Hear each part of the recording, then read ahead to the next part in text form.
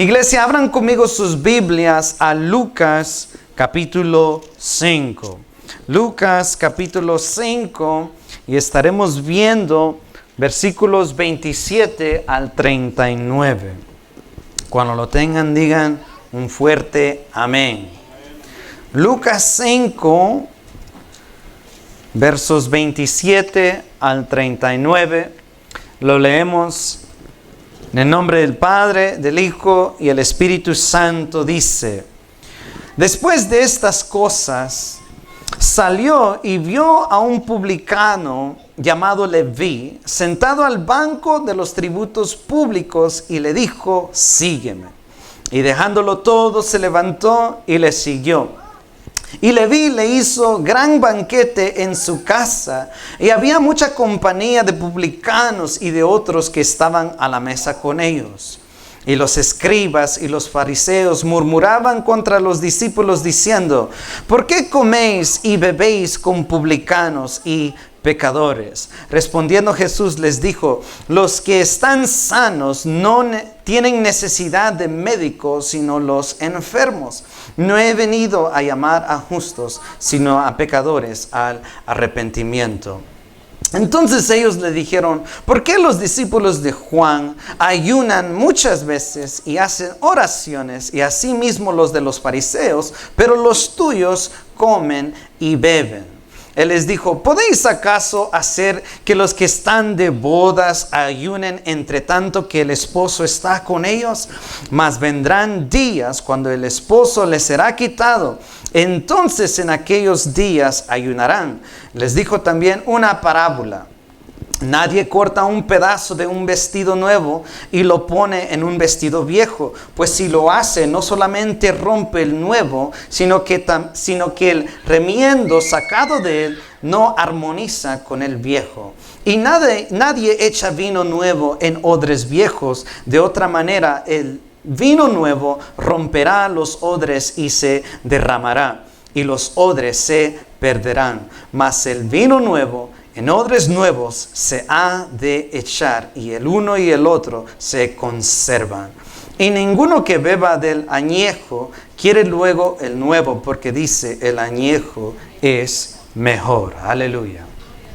Hermanos, el mensaje de hoy le he puesto de tema: la única manera de entrar al cielo. Digan conmigo: la única manera de entrar al cielo.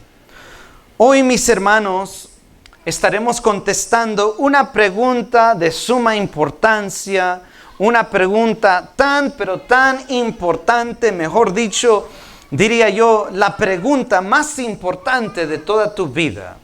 Hermanos, esta pregunta es una pregunta que tiene consecuencias eternas, así que este mensaje es quizás uno de los mensajes más importantes que tú podrías escuchar en toda tu vida. Así que te animo y te invito a que prestes mucha atención. Y la pregunta es, mis hermanos: ¿cómo entramos al cielo? ¿Cómo podemos tú y yo entrar al cielo? ¿Cómo podemos tú y yo, mis hermanos, ser salvos? ¿Cómo podemos estar seguros, digan conmigo, seguros, de que estaremos en la presencia del Señor? ¿Será que hay seguridad? ¿Será que podemos estar seguros de nuestra salvación? ¿Qué dice la Biblia? Veamos esto, mis hermanos. Punto número 1. Digan conmigo: no a través de ser una buena persona. ¿Cómo somos salvos? ¿Cómo entramos al cielo? Punto número 1. No a través de ser una buena persona. Aquí en esta porción de escritura, mis hermanos, vemos cómo los fariseos se enojaron con Jesús por llamar, por comer y por beber con un publicano llamado Mateo Leví. Ellos se enojaron. ¿Por qué? Porque Mateo era un publicano. Un publicano, mis hermanos, o cobrador de impuestos en los tiempos de Jesucristo, eran considerados opresores. Cargaban ese estigma de ser traidores, de ser ladrones y abusadores. ¿Por qué? Porque cobraban a la gente un impuesto más alto de lo que se requería. ¿Cuántos de ustedes les gusta pagar impuestos? O cuando viene un cierto presidente y dependiendo de cuánto ganas, cambian allí la escala y a veces te toca más o menos. O yo no sé si como a ustedes ya les mandaron una carta que el precio de tu casa subió juntamente con los impuestos y este año vas a tener que pagar más. Yo no sé si a ustedes les gusta esos tipos de cosas, pero a mí no. Right? ¿Por qué? Porque afecta tu bolsillo, afecta cuánto dinero te resta y con cuánto te quedas, ¿verdad? En este caso, los publicanos, ellos cobraban más de lo que tenían que cobrar. Las personas, mis hermanos, que iban de ciudad a ciudad, normalmente tenían que pasar por bancos o oficinas, como dice algunas versiones, de impuestos. Y allí al cruzar estas oficinas o estaciones, ahí ellos pagaban impuestos en los bienes que acababan de comprar en esa ciudad, en ese pueblo. Estos publicanos conocían, mis hermanos, los precios de diferentes artículos. Ellos conocían los precios de la lana, de la cerámica, del bronce, de la plata, del oro, de la cebada, aceitunas, higos, trigos, de cualquier tipo de alimento. Ellos conocían el precio. Así que cuando tú ibas a la tienda del mercado y te salías de ahí, pasabas por estas estaciones y el cobrador de impuestos agarraba tu bolsa lleno de mercancía, miraba el pan, miraba la leche, miraba el queso y decía, tú debes tantos de impuestos. Y ahí tú lo tenías que pagar. Tenías que pagar impuestos por todo. Muy similar a los días de hoy. Hoy en día tú y yo pagamos impuestos por todo. Tú vas a un restaurante, vas a pagar impuestos. Tú compras unos zapatos, vas a pagar impuestos. Compras un televisor, vas a pagar impuestos. Era lo mismo.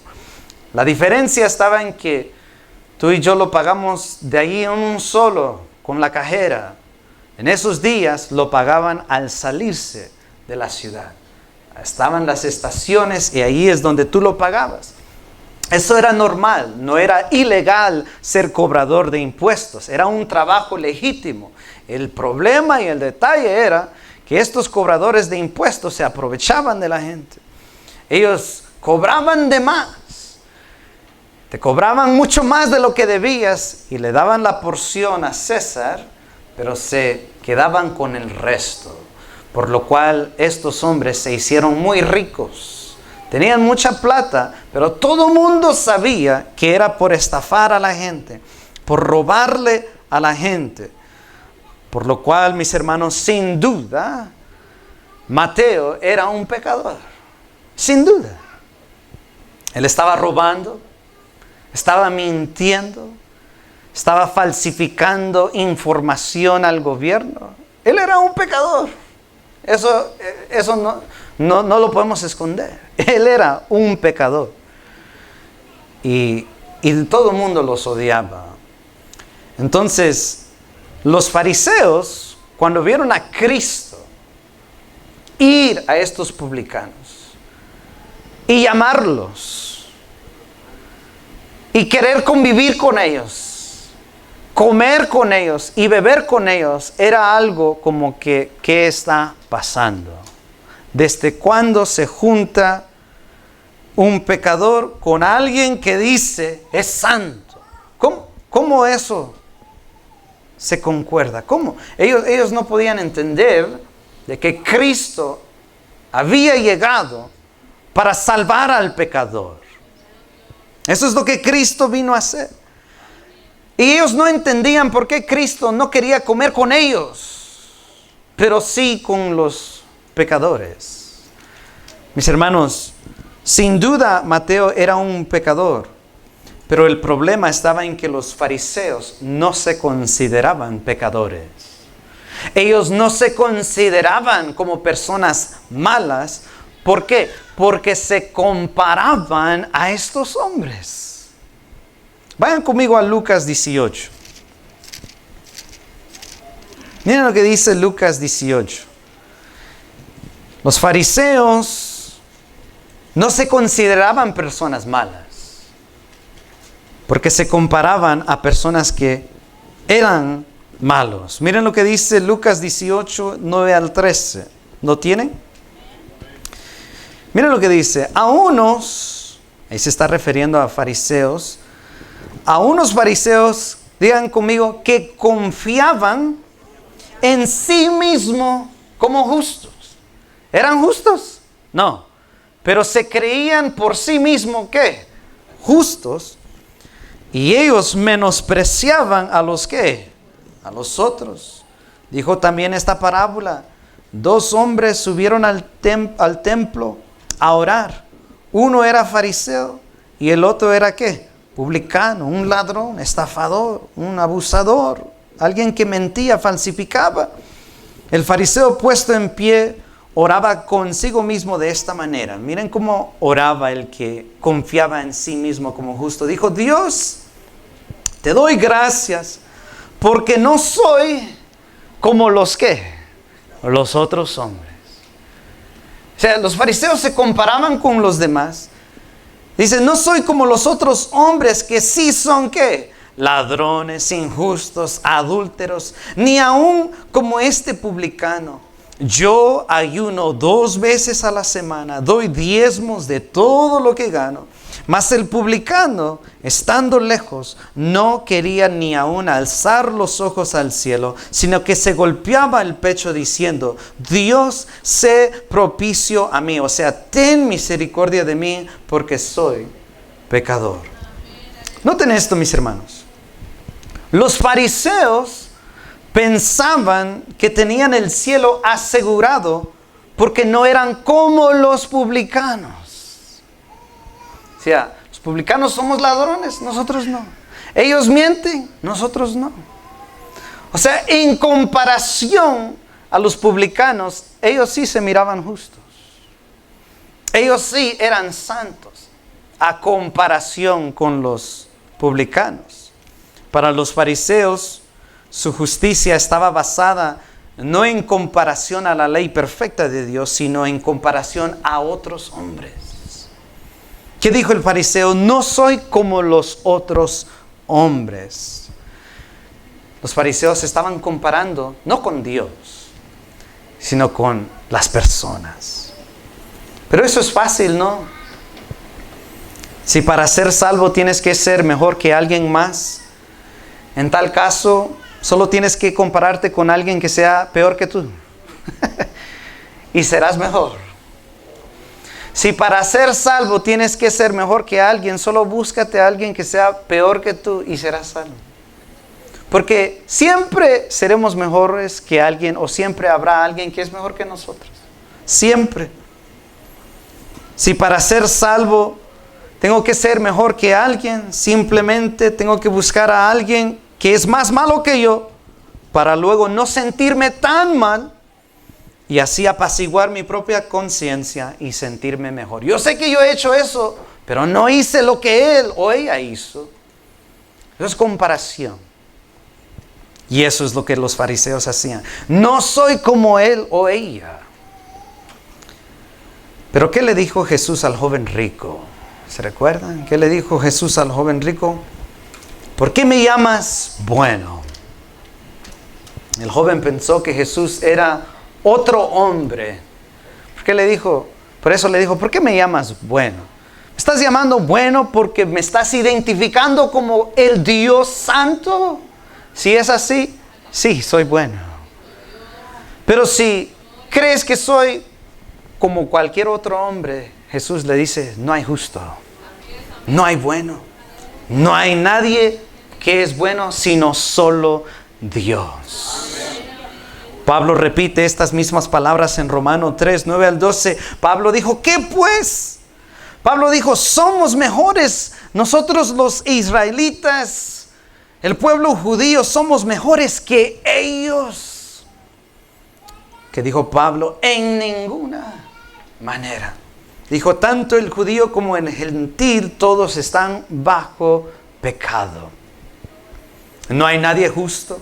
No hay nadie que entienda, no hay quien busque a Dios, Pablo dijo, todos se han desviado, a unos se hicieron inútiles. No hay quien haga lo bueno, ni hay ni siquiera uno.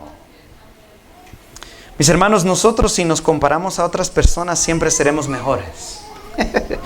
Si tú te comparas a alguien siempre saldrás ganando. Siempre. Repito, para ser mejor, solo tienes que encontrar a alguien que sea más malo que tú. Pero déjame decirte, mis hermanos, déjame decirte que nuestra entrada al cielo no es en base si eres mejor que el hermano o la hermana. Tu entrada al cielo no es en base a que si tú mentiste menos que tu prójimo. No es en base a si eres mejor que el hermano o la hermana que está a tu par ahora mismo. No es en base si eres mejor al pastor. O en base si tal persona cometió más pecados que tú o no. No, mis hermanos. Romanos 3:23 dice, por cuanto todos pecaron, todos están destituidos. Hemos quedado cortos de la gloria de Dios. El cielo, mis hermanos, es un lugar perfecto. ¿Cuántos dicen amén? El cielo es un lugar perfecto. Entonces, para entrar al cielo tienes que ser tú perfecto. Entonces, ¿puedes entrar tú? No. Nadie puede entrar. Nadie. ¿Eres perfecto? Tú, mi hermano, mi hermana, ¿eres perfecto? No. Nadie. Entonces, ¿quién puede entrar al cielo por sus propias obras? ¿Quién puede entrar al cielo pensando que es bueno? ¿Quién puede entrar al cielo a través de su propia justicia o por ser mejor que alguien más? ¿Quién? Nadie, mis hermanos. Nadie. Pero los fariseos pensaban que si eran mejores que los publicanos, estaban bien delante de los ojos de Dios. En la Torre de Babel, ¿cuántos se recuerdan la Torre de Babel? En Génesis. Vemos un gran ejemplo del error y el fracaso de confiar en tus propias obras y justicia. La gente en ese tiempo, como en nuestros tiempos, estaba tratando de llegar al cielo. Todo el mundo quiere ir al cielo. Tú le preguntas al musulmán, al mormón, al budista, a cualquier persona, ¿tú quieres ir al cielo, al lugar perfecto? Todo el mundo te va a decir que sí, yo quiero ir al cielo. Casi rara es la vez la persona que te dice no quiero ir. La gente en ese tiempo de la Torre de Babel, como en nuestros tiempos, estaba tratando de llegar al cielo a través de sus propias obras. Estaban tratando de alcanzar el cielo a través de su propio esfuerzo. Yo no necesito a Dios para ir al cielo. Yo puedo llegar allá por mis propias obras. Pero déjame decirte que nadie puede llegar al cielo si no sea que Dios te lleve al cielo. Es imposible.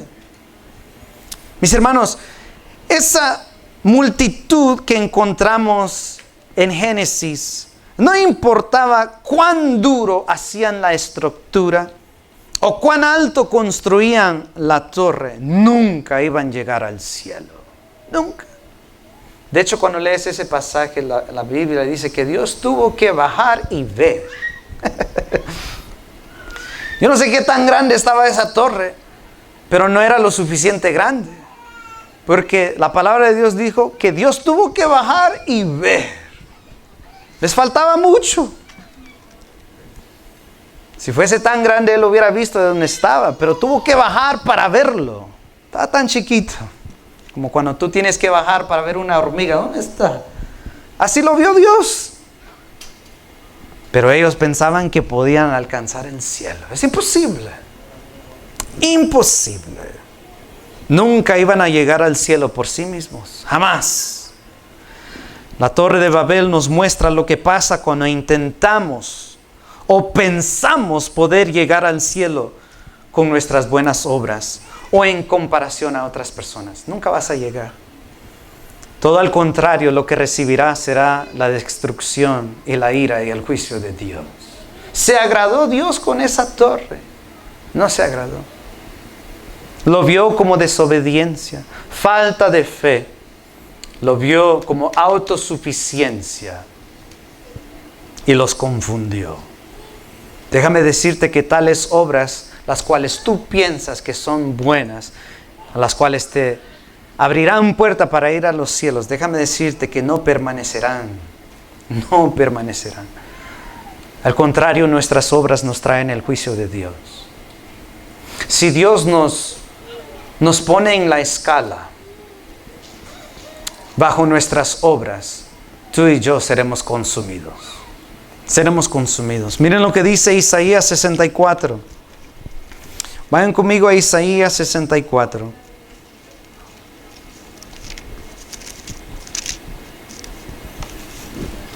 Isaías 64, 6 al 7. ¿Lo tienen? Miren lo que dijo el profeta Isaías. Dijo, si bien todos nosotros somos como ¿qué? Suciedad. Esa es nuestra realidad. Tú y yo somos suciedad. ¿Qué dice ahí? Y todas nuestras justicias como trapo de ¿qué? Inmundicia. Como un trapo sucio, mis hermanos, que se tiene que tirar a la basura. Eso somos tú y yo. Dice, y caímos todos nosotros como la ¿qué? La hoja. Y nuestras maldades nos llevaron como viento. Nadie hay que invoque tu nombre, que se despierte para apoyarse en ti, por lo cual escondiste de nosotros tu rostro y nos dejaste marchitar en poder de nuestras maldades. Hermanos, pensar que eres una buena persona te alejará de confiar en la persona que sí es bueno, Cristo Jesús. ¿Por qué mucha gente no cree en Cristo? Porque no encuentran su necesidad de Él. ¿Por qué? Porque dicen, yo soy bueno, por lo cual, ¿de qué me sirve Cristo? Pero a la luz de Cristo, mis hermanos, nadie puede pararse. Todos hemos mentido, todos nosotros hemos codiciado, todos nosotros hemos desobedecido a nuestros padres, todos nosotros hemos robado, estafado, engañado a alguien. Todos nosotros nos hemos postrado ante el pecado y hemos tocado el fruto indebido en algún momento. No hay nadie justo, mis hermanos. Nadie.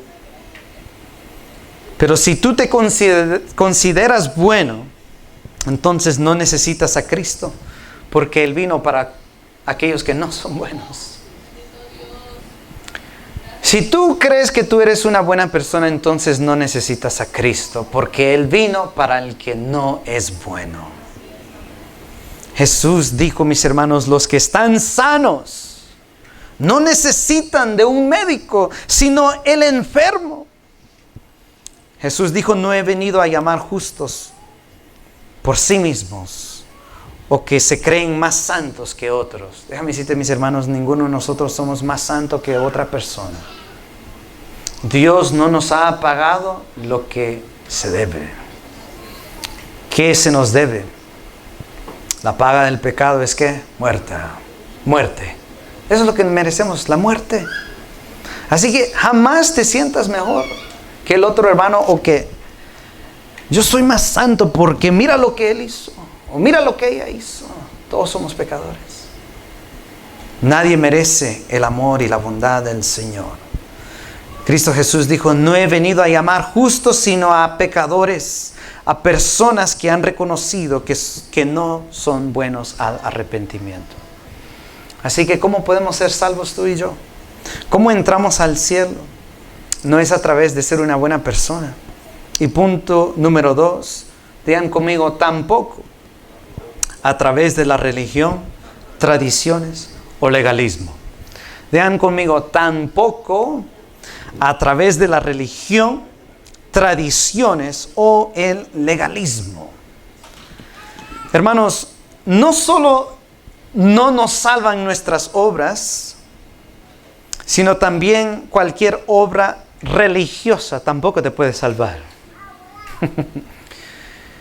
El primer punto, todos nosotros decimos amén, pero este es el que nos duele un poco.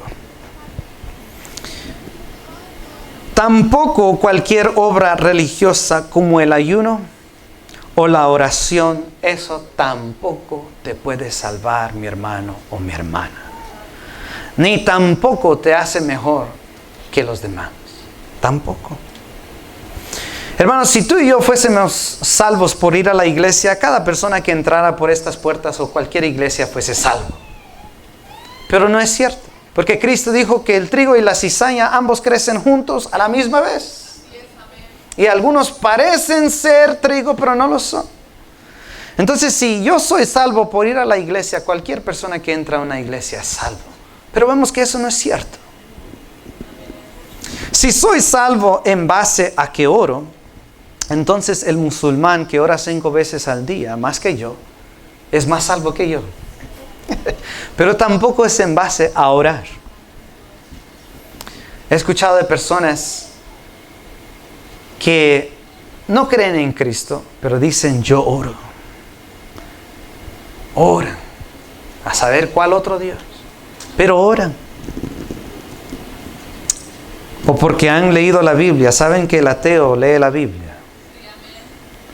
Personas que no son cristianas, que no creen en Cristo, leen la Biblia. Si por leer la Biblia, entenderla y conocerla, tú piensas que eres salvo, estás incorrecto. No, mis hermanos, nosotros no somos salvos por actos religiosos o tradiciones religiosas. Déjame decirte que eso tampoco te salva. Los fariseos, mis hermanos, estaban seguros, digan conmigo, seguros de su salvación. ¿Por qué? Porque oraban y ayunaban. Y porque oraban y ayunaban más que los demás. En los tiempos de Jesús, ayunar 2 veces a la semana se había convertido en una tradición. Por eso el fariseo dijo en Lucas 18, yo oro ¿cuántas veces a la semana? Ayuno ¿cuántas veces a la semana? Dijo 2. Ellos ayunaban 2 días a la semana. Por lo cual, a través de esa tradición se consideraban piadosos porque decían, yo hago más obras religiosas que ellos, por lo cual yo tengo más mérito ante los ojos de Dios. Ellos pensaban que a través de hacer estas cosas, ellos eran más santos, ya que a través de estas cosas ellos eran justificados. Se había convertido en una tradición piadosa y el que no ayunaba 2 veces a la semana, como los fariseos, era considerado ante los ojos de ellos como un pecador. Pero, digan conmigo, pero. ¿Sabían que en la ley de Dios, Dios nunca recetó ayunar 2 veces a la semana? No encontrarás ningún verso en la Biblia en la cual Dios le mandó a la nación ayunar 2 veces a la semana. Ni 2 veces al mes. Ni 2 veces cada 6 meses. El único mandato en la Biblia en la cual Dios dijo ayuna era 1 día al año, en el día de expiación de pecados. Era el único día que Dios dijo, en ese día ayunen. Entonces, ¿cuándo dijo Dios ayunar 2 veces a la semana? Nunca lo dijo, pero tampoco lo prohibió. El que lo quería hacer, era bienvenido a hacerlo. Todos los días si quería. ¿Verdad? Pero los fariseos dijeron, este es el estándar de santidad. Una regla que yo mismo he creado. Si tú no ayunas 2 veces a la semana, no eres santo como nosotros. Eso es legalismo. Legalizar algo en la cual Dios no ha dado ninguna orden. Y requerirlo de los demás para ser santo. O para estar al nivel alto. Los fariseos no solo tenían eso, sino un montón de tradiciones humanas. ¿Saben que los fariseos, por qué se enojaban con Cristo? No porque Jesús no vivía la ley. Cristo Jesús cumplió la ley. pero se enojaban con él porque él no seguía las reglas tradicionales de ellos. Jesús cumplió la ley a su perfección. Pero ¿qué es lo que él quebrantó? Fue las leyes que ellos mismos habían instituido para los demás seguir. Cristo dijo, yo no voy a seguir eso. Y mis hermanos, esto es legalismo. Legalismo es hacer algo ley para los demás cuando Dios ha dejado libertad. Y como ellos eran los líderes religiosos del día, toda persona que quería ser piadosa y aceptado a Dios tenía que hacer lo que los fariseos hacían. De lo contrario, ellos le decían, Dios no te va a aceptar. Entonces aquí vemos a Jesucristo, el que sí es bueno y justo. Lo encontramos no ayunando, pero sí comiendo y bebiendo. En el día en uno de esos días que tenía que ayunar. ¿Cómo creen que los fariseos se sintieron? Oh, ellos estaban enojadísimos. ¿Quién es este hombre de 30 y pico años? Nosotros somos los maestros, somos los fariseos. ¿Quién es este jovencito? Quebrantando nuestras leyes y diciéndonos que nosotros estamos equivocados. Y había una gran batalla espiritual, mis hermanos. Una gran batalla espiritual. Y Jesús comiendo y bebiendo, festejando con los publicanos. Festejando con ellos, celebrando con ellos, hablándoles de la salvación. Aleluya. Aleluya. Dios, mis hermanos, miren lo que dice el versículo 33. Lucas 5:33. Dice, entonces ellos le dijeron, ¿por qué los discípulos de Juan ayunan muchas veces y hacen oraciones? Y también los discípulos de los fariseos, pero los tuyos comen y beben. Miren lo que Jesús les respondió, les dijo, ¿podéis acaso hacer que los que están de bodas ayunen entre tanto que el esposo está con ellos? Mas vendrán días cuando el esposo les será quitado, entonces en aquellos días ayunarán. Hermanos, el hecho de que Jesucristo estaba allí no era momento de ayunar. Uno ayunaba en el día de expiación. El día de expiación era un recordatorio de tus pecados. Era un momento en el cual ibas a matar a un animal inocente. Eso no era momento de gozo, eso era momento de tristeza. ¿Cómo es que este animal inocente, perfecto, va a pagar mis pecados? Ese era un momento de luto, de tristeza. Pero ese no era momento de luto y tristeza. Era momento de celebrar y festejar, porque Cristo había llegado. Aleluya. El Salvador del mundo estaba mero frente a ellos, dispuesto a perdonarles sus pecados. Lo que nos salva, mis hermanos, no es un sistema religioso o actividades religiosas o tradiciones del hombre, sino Jesucristo, el Hijo de Dios, que nos perdona los pecados. Él es el que nos perdona. Tú y yo no podemos ser salvos por venir a la iglesia, por diezmar. Eso no nos salva. Orar a la medianoche, eso no nos salva. Orar 3 horas al día, eso no nos salva. Hoy encontramos, mis hermanos, la enseñanza de los fariseos manifestada en muchas formas. El musulmán piensa que irá al cielo porque ora 5 veces al día y porque fue al templo más sagrado en Meca, Arabia Saudita. Piensa porque hizo esos actos religiosos entrará al cielo. ¿Sí o no? El mormón piensa que irá al cielo porque leyó el libro de Mormón y se fue de misiones con sus propios gastos en señal de humildad.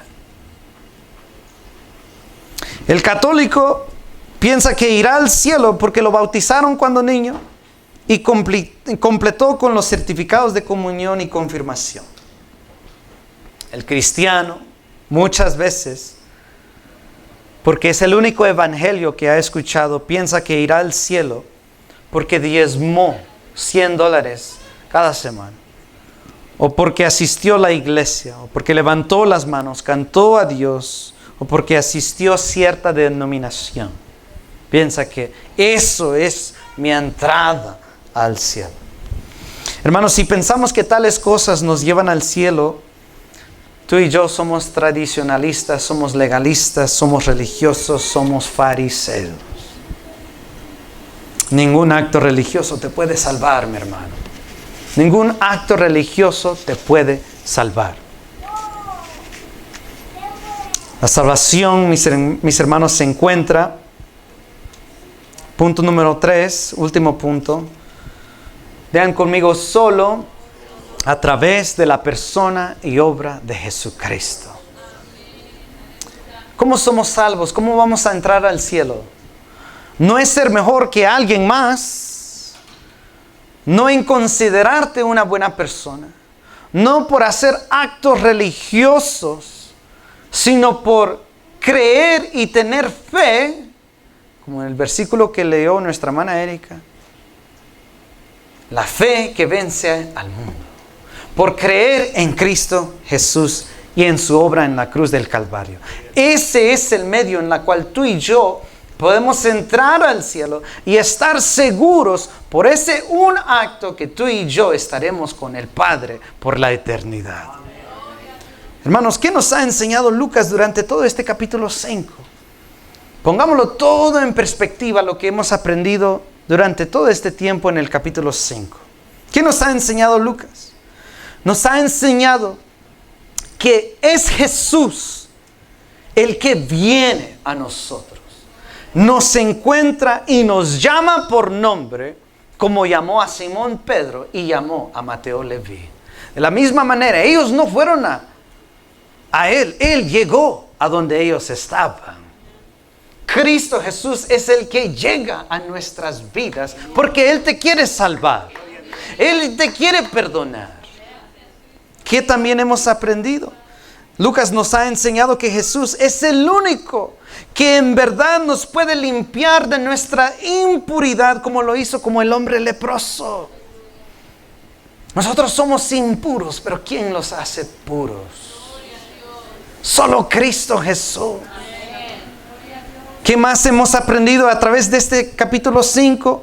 Lucas nos enseña que Jesús es el único que tiene la autoridad de perdonar pecados y de levantarnos de un estado de parálisis y darnos una vida completamente nueva, como lo hizo con ese hombre paralítico que no se podía levantar por sí mismo.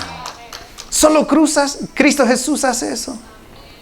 Él nos llama, Él nos busca, Él nos limpia, Él nos perdona y Él es el que nos levanta.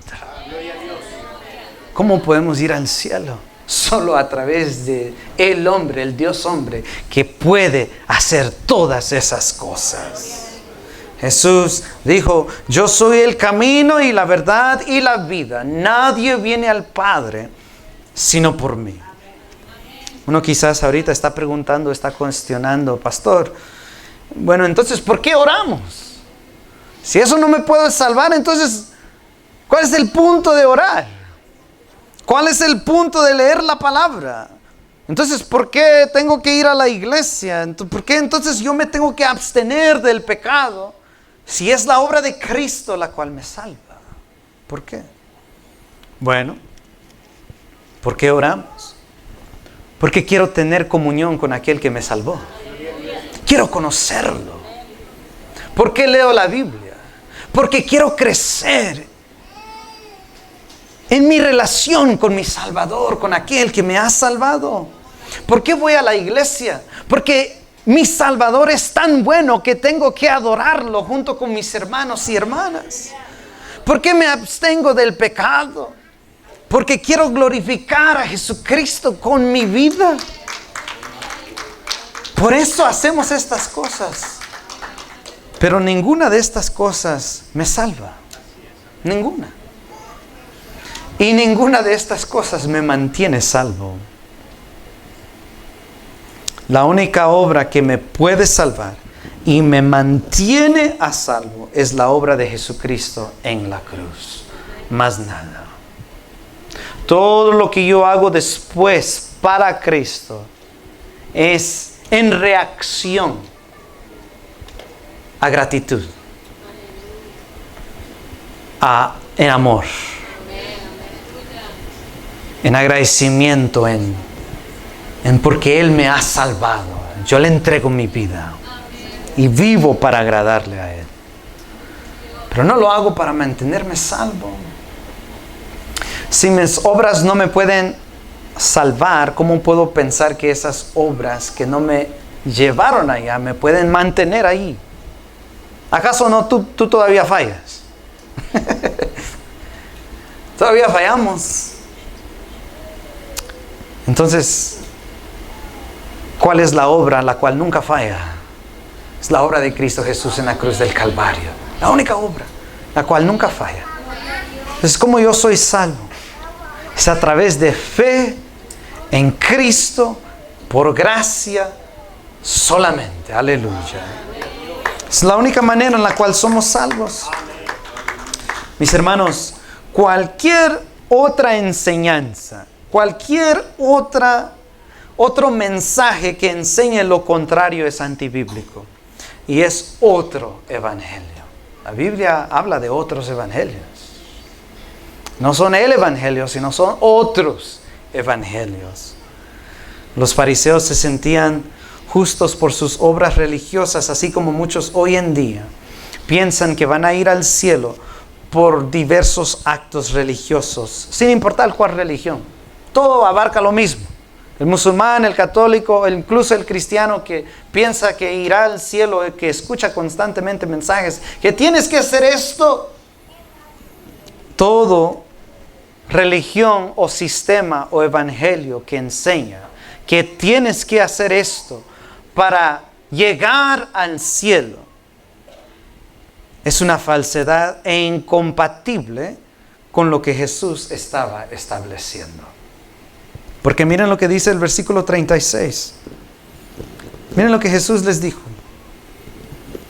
Nadie corta un pedazo de un vestido nuevo y lo pone en un vestido viejo. Pues si lo hace, no solamente rompe el nuevo, sino que el remiendo sacado de él no armoniza con el viejo. Jesús quería dejar en claro a los fariseos que buenas obras, comparaciones o tradiciones religiosas, actos religiosos, que nada de eso te puede salvar y ni lo puedes mezclar con el evangelio, porque romperás uno y quedará no bueno con el otro. Jesús quería dejar en claro que la salvación por obras religiosas no sirve y no te llevará al cielo, sino solo fe en el que estaba hablando, Cristo Jesús. Miren lo que dice el versículo 37 al 38. Jesús le dice: y nadie echa vino nuevo en odres viejos. De otra manera, el vino nuevo romperá los odres y se derramará y los odres se perderán. Mas el vino nuevo en odres nuevos se ha de echar, y lo uno y lo otro se conservan. Hermanos, odres eran pieles tejidas juntas de cabritos, los tejían juntos y lo hacían como en un tipo de bolsa. Y allí ponían el vino, ponían el jugo de uva y ahí lo dejaban para que se fermentara, para que se produciera en alcohol, ¿verdad? Para las fiestas, las celebraciones. Así es como ellos hacían el proceso de la fermentación. Lo ponían allí y cuando tú pones un jugo o una fruta en una bolsa y lo dejas por mucho tiempo ahí, empieza a producir gas. Y ese gas hace que la bolsa se expande, ¿verdad? Entonces, cuando ibas a producir alcohol a través del nuevo vino, tenías que usar odres nuevos porque el elástico lo podría soportar cuando se expandía. Entonces, si tú ponías vino nuevo en odres viejos que ya estaban, ya no tenían esa dureza, se rompía. Y el odre se rompía y el vino nuevo se derramaba. No servía. Tú no puedes mezclar el evangelio por fe con obras. Es incompatible. Tú no lo puedes mezclar. Se derramará el uno y el otro. No sirve. Ellos no podían tener las dos cosas. Era fe en Cristo o nada. Fe en Cristo o nada. ¿Qué hicieron los fariseos? Se quedaron con lo añejo. Se quedaron con el vino viejo. No quisieron el vino nuevo que era Cristo Jesús. No lo quisieron. Y eso pasa todos los días. No saben a cuántos mormones tú les hablas. Dicen, creo en Cristo. Ese es otro Cristo. Pero dicen, creo en Cristo. Pero luego tengo que hacer misiones. Tengo que hacer esto y esto. Y si hago todo eso, puedo tal vez alcanzar ese tercer cielo. Para ellos hay 3 cielos. Y se basan en Corintios y le hacen una gran mezcla ahí. Dicen, si yo hago esto, todo alcanzaré el tercer cielo. Les dijeron, Cristo más obras para alcanzar el cielo. No. Tú le dices al católico que se aferra a sus imágenes, que se aferra a sus doctrinas erróneas. Dicen, yo soy católico hasta la muerte. Le dicen, eso no te va a salvar. Piensan que porque oran y repiten oraciones, eso me va a garantizar yo llegar al cielo. Tú les dices, eso no te va a salvar. Cree en Cristo Jesús, arrepiente de tus pecados y serás salvo. ¿Pero qué dicen? Dicen, ok. Pero no sueltan lo demás. No lo sueltan. Quieren mezclar vino nuevo con odres viejos. Es incompatible. Es incompatible. Lo único que te puede salvar es la persona y obra de Cristo Jesús. Y despojarte de todo lo demás. Eso es caminar en Cristo. Es eso en verdad, tener fe en Cristo solamente.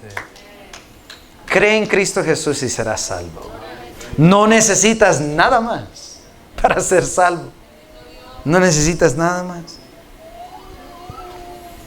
¿Cuántas personas les presentas el mensaje de Cristo y les dices, no pongas tu fe en esta práctica o en esa enseñanza o imagen o aquello? Pero como los fariseos prefieren quedarse con el vino viejo en vez de probar el vino nuevo y caminar en fe. Miren lo que dice el versículo 39. Jesús les está hablando a los fariseos y les dice, y ninguno que beba del añejo, del viejo, quiere luego el nuevo. Ellos habían consumido ese vino tanto que cuando vino lo nuevo, no lo quisieron. ¿Cuántos de ustedes hay aquí que no les gusta probar nada nuevo? A Erika muchas veces cuando salimos, ella decía, I don't like that. No me gusta eso. I was like, man, try it. Pruébalo, ni lo has probado. Y lo probó y dice, oh, sí está rico. Te dije, I told you. Ellos no querían probar lo nuevo que era Cristo. Se querían quedar con lo viejo. Pero eso viejo no te iba a salvar. Dijo Jesús, me imagino que lo dijo con palabras tristes. Dijo, ninguno que beba del añejo quiere luego lo nuevo, porque dice en sí mismo, el añejo es mejor. Los fariseos no querían nada que ver con el vino nuevo, como tampoco muchos hoy en día quieren abandonar sus prácticas religiosas, sus tradiciones, sus oraciones repetitivas para seguir a Cristo Jesús. No lo dejan. Y qué triste. Cuando en Cristo hay libertad. Cuando en Cristo hay libertad. ¿Cómo podemos ser salvos? ¿Cómo podemos estar seguros de que estaremos en el cielo con nuestro Salvador? Arrepiéntete de tus pecados. Pon tu fe y confianza en la persona y obra de Jesucristo y más nada. Esa es la única manera de entrar al cielo. No bajo tu propio desempeño, ni tampoco en cualquier acto religioso, sino solamente a través de la fe en Cristo Jesús. Amén. Pongamos nuestra fe en Cristo. Camina en esa fe y confía plenamente en Cristo. Ahora, ¿qué hacemos después de entregar nuestra vida al Señor?